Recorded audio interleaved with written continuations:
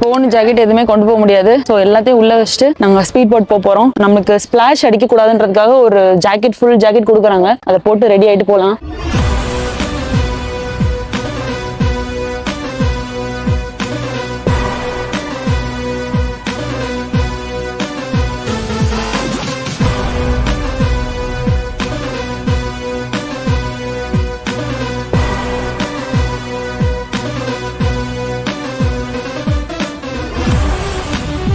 சூப்பரா இருந்துச்சு.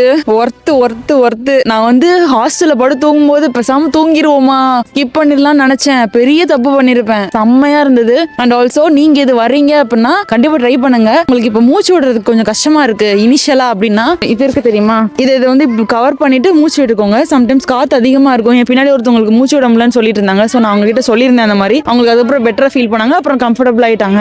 சூப்பரா இருந்துச்சு. Mass 100 out of 100.